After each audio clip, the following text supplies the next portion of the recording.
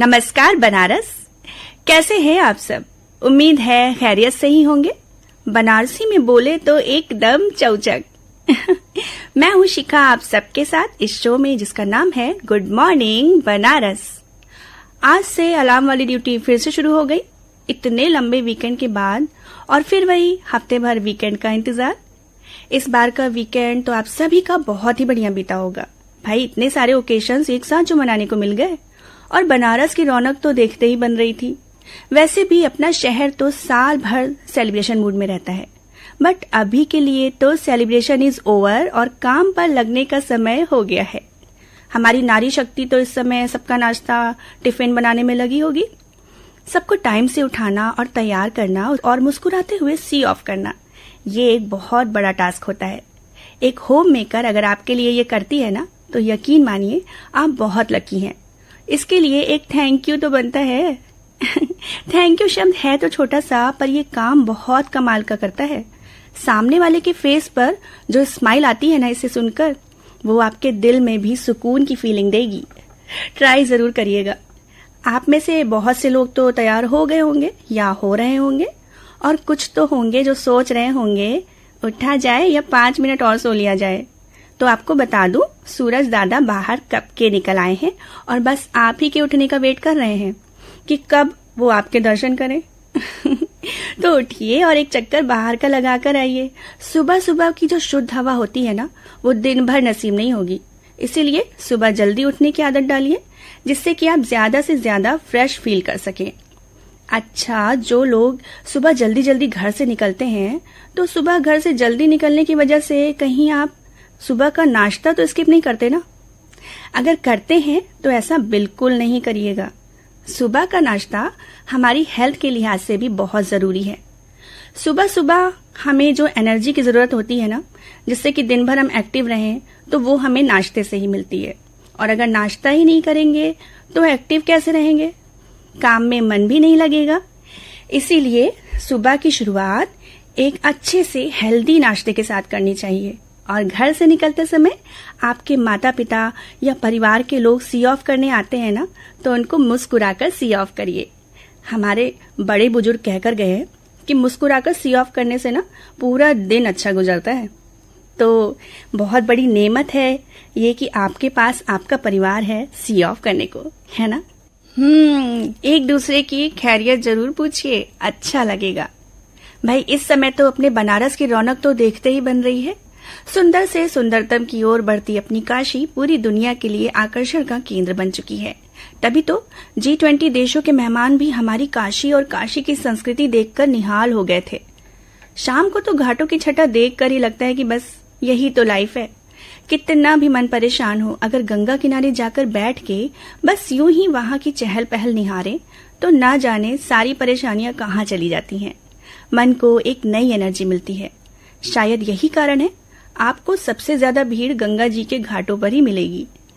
लेकिन एक ही बात जो सबसे ज्यादा खटकती है, वो ये कि घाट जो हमें इतना सुकून देते हैं, जो गंगा माँ हमें जीवन देती हैं, हम उन्हें गंदा करने में नहीं चूकते।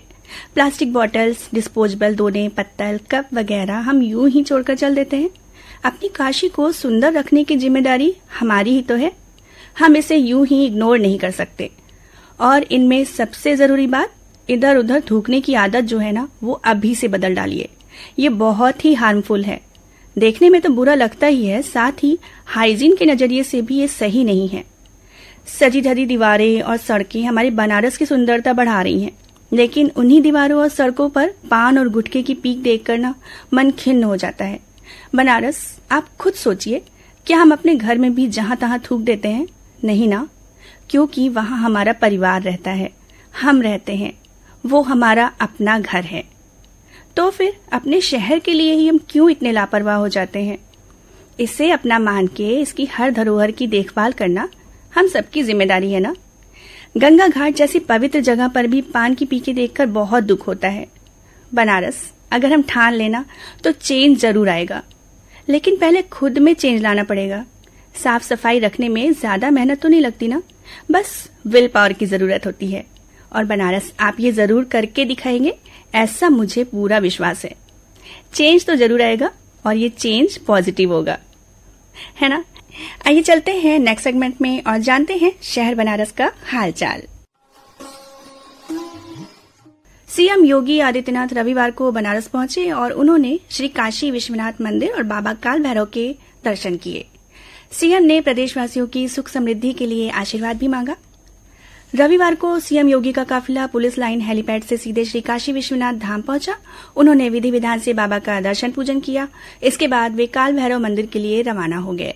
काल भैरव मंदिर में भी दर्शन पूजन करके वे अपने गंतव्य को प्रस्थान कर गए। बीएचयू सीएचएस में दाखिले के लिए पूरी हुई ई लॉटरी की प्रक्रिया। प्रवेश परीक्षाएं 26 अप्रैल से।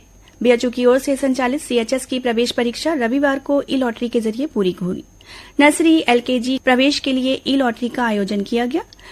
क्लास 9 और क्लास 11 में आर्ट, कॉमर्स, बायोलॉजी और मैथ्स विषयों की प्रवेश परीक्षा 26 अप्रैल से 30 अप्रैल के बीच कराई जाएगी।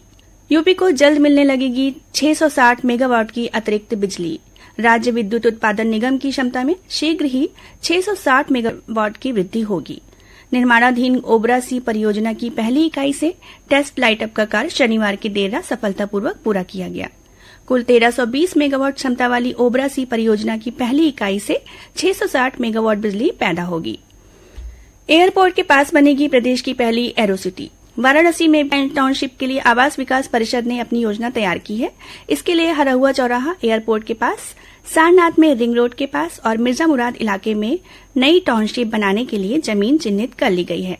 आवास विकास परिषद की ओर से बसाई जाने वाली टाउनशिप में अलग अलग क्षेत्र अधिसूचित किए जाएंगे। इसमें करीब 500 एकड़ को आवासीय क्षेत्र के लिए विकसित किया जाएगा। G20 की दूसरी बैठक में दिखेगा देव दीपावली से नजारा। 11 से 13 जून तक होने वाली G20 देशों के विकास मंत्रियों के सम्मेलन की तैयारियां शुरू कर दी गई हैं। कृषि विशेषज्ञों की 17 से 19 अप्रैल की बैठक सफलतापूर्वक संपन्न कराने के लिए अब जिला प्रशासन जून में होने वाली G20 की बड़ी बैठक के लिए शहर को अलग थीम में संवारेगा। G20 की पहली बैठक से पहले शहर में बनाए गए लैंडस्केपिंग जंगल थीम के मिनी पार्क आकर्षण का केंद्र रहे, तो दूसरी बैठक से पहले चौका घाट, रुद्राक्ष और रविदास पार्क सहित इसके आसपास के क्षेत्रों का सुंदरीकरण किया जाएगा। देव दीपावली की तरह गंगा पार रेती पर आतिशबाजी, घाटों पर आयोजन आदि की रूपरेखा बनाई जा रही है। तो तैयार रहिए सुंदरतम दिव्यतम काशी के लिए। आइए चलते हैं नेक्स्ट सेगमेंट में और जानते हैं इतिहास में आज का दिन क्यों है खास।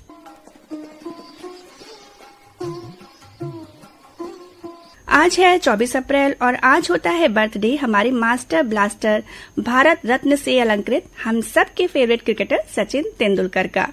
आज ही के दिन सन 1973 में सचिन का जन्म मुंबई में हुआ था। 1877 में रूस ने ओटोमन साम्राज्य के खिलाफ लड़ाई की घोषणा की थी आज के दिन। 1898 में स्पेन ने अमेरिका के खिलाफ युद्ध की घोषणा की। 1920 में पोलैंड की सेना ने यूक्रेन पर हमला किया। 1926 में बर्लिन संधि पर हस्ताक्षर किया गया। 1954 में ब्रिटिश सरकार ने कीनिया के विद्रोहियों के खिलाफ कड़ी कार्रवाई का आदेश दिया। कीनिया के विद्रोहियों ने देश में रहने वाले गोरे लोगों के खिलाफ गुरिल्ला अभियान चलाया था। 1954 में ही ऑस्ट्रेलिया और सोवियत संघ ने राजनयिक संबंध स्थापित किए। 1960 में दक्षिण पर्सिया में आए भयंकर भूकंप में 500 लोगों की जान गई। 1962 में MIT ने पहली बार सैटेलाइट द्वारा टीवी सिग्नल भेजा।